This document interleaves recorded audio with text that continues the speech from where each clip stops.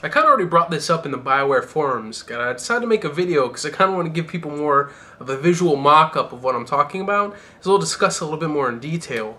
But with apparently news coming from IGN later on in this month of August about some kind of new reveal for Dragon Age Inquisition, a lot of people are leaning towards multiplayer.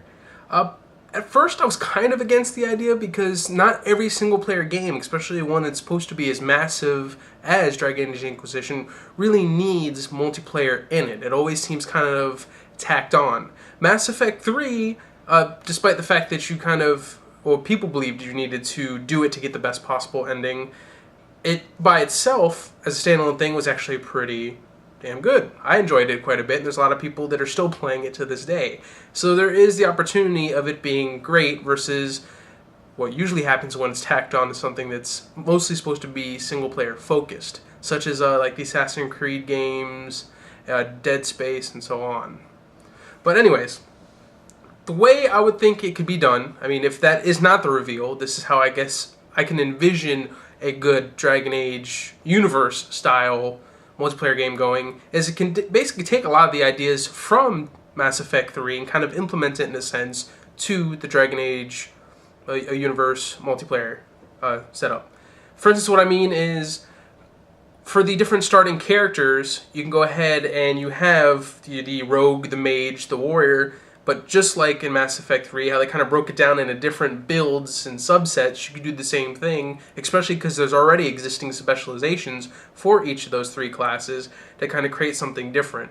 They can go ahead and have a warrior champion who's sword and board, or a warrior champion that's two-handed, or a warrior Templar that's two-handed, or a warrior that's or even a rogue that's an archer or two-handed fighter, or so on. There's just a lot of different possibilities for these multiplayer characters.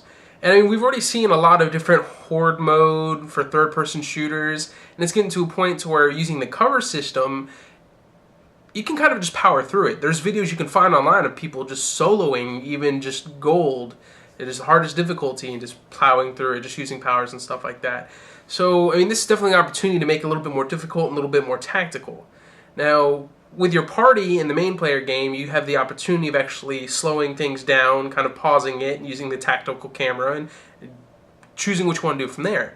But think about it, multiplayer, because it's going to be hack and slash instead of a third-person shooter, and you got to get up close and personal, unless you're a mage or an archer, kind of like a supporting class, or when you're getting in there, you only have a split second to really try and work with your teammate. You really need to focus, and you really need to be able to communicate to try and bring down the oncoming onslaught of similar horde mode. I'm actually going to talk about two different setups that you can use to try and complete the different waves, or even just the overall mission that you're trying to complete. Now, as far as people who want story, I mean, you already have one set up right there. Or at least as far as with the Inquisition, what they could have done is that you are simply just a soldier that's working for the Inquisition. Because the Inquisition may be the main group investigating, but there's people that work with them, as it's already been stated several times over, that are fighting different battles or looking into different key points as to why everything that's happening is happening in the first place. So that's how you can kind of be any one of these units and kind of work together with a team of other people. And the way it can work is one of two ways. You can either have just the classic larger medium-sized map, and it's just static, it's just that map itself, to where you can have it like in the Fade or near Redcliffe or many different locations that would just be really beautiful to look at. But on top of that, you just have the different waves, and it could be made up of normal units. You can go ahead and have the elites, which can be a little bit more difficult. The bosses as you get closer to the final wave, and then for the final wave you can have the elite bosses. And the way the elite bosses can work is kind of similar to when you were playing single player. It gets to a point where you really need to get the entire team together to focus to take down that final boss.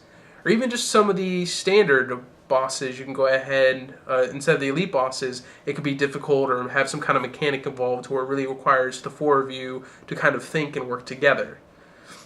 I mean, for instance, just think about it this way. You have a mage freezing an elite unit that's been a real pain. It's been really doing some massive damage to the team. and they're already low enough life to where a two-handed warrior can just go ahead and do a forceful attack that shatters that elite.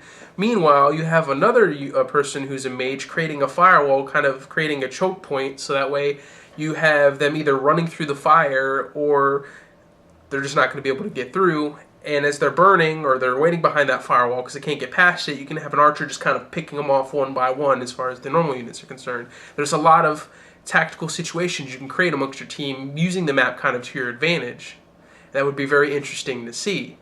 Or you can kind of do something that's a little more unorthodox, but is still in a sense a wave-based setup, to where, for instance, if there was like a fade level, you can go ahead and have kind of in the fade kind of a veil that's kind of blocked off and you can't get past it until you kind of kill all the units you're fighting against within a certain area. Then that kind of veil disappears and you can continue on to the next section and you keep going until you get to what the elite boss is for that area. For instance, you're really not going to see a broodmother kind of moving around very much. Almost every time you've experienced a broodmother in Dragon Age, they're kind of just there, macramated to whatever section they're in. So that would make more sense, for instance, with that elite boss, for you to kind of travel to it instead of it coming to you in the larger wave-based areas. But again, there's just so many different possibilities that I could see to where they could still be a lot of fun, as long as it's not tied into the single player and it's kind of its own standalone thing. The only thing that would really tie it would just be, in a sense, the backstory of this is why you're doing this. As long as it doesn't affect the main game or take away from the main game, you know, everything will be copacetic, and I'm pretty sure everybody would have a lot of fun with it. And even just like Mass Effect, or not, yeah, with Mass Effect 3's multiplayer, which is you can do with each level up, you can kind of do a little bit as far as, I'm not sure if you can really do stats, there may be balancing issues with that, but what you can do is like with the skills. You can have smaller trees based on those different builds to choose between the different skills that you want to go ahead and have for that given character. And even for unlocks, like just like you have unlocks for different kinds of guns, you can have unlocks for different kind of weapons. Or since you only have one weapon typically for a character, unlike Mass Effect where you can go ahead and have about, I believe it's 2 weapons at a time, possibly even 3, because I know I had to do the whole weight balance thing. It's been a while since I've played, to be honest.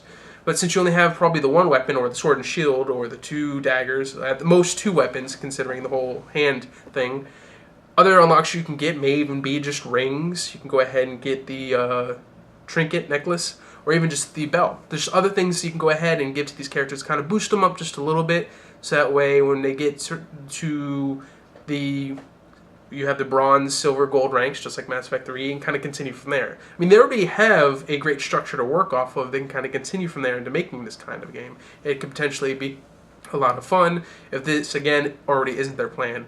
I guess we'll see when IGN reveals what that is, but considering they haven't mentioned multiplayer really at all since, I doubt this close as we get to the looming release date, that's going to be the big reveal, but we'll see. But at least I think, from what I've kind of stated, that's how they could really get away with it and have it still be a lot of fun. I said they kind of already have the building blocks from Mass Effect 3. They can kind of just translate that into a Dragon Age multiplayer game. It can be a truly memorable and a whole lot of fun of experience. So tell me what you think. I mean, if you agree with it, or if you don't agree with it, or what changes you would make, or what do you think could make it better, just let me know in the comments below. And I thank you for watching, and until next time. It really doesn't look like Alistair. He has the kind of trademark from Dragon Age Origins to even Dragon Age 2, the hairstyle with the hair sticks, you know, completely out forward. And the fact that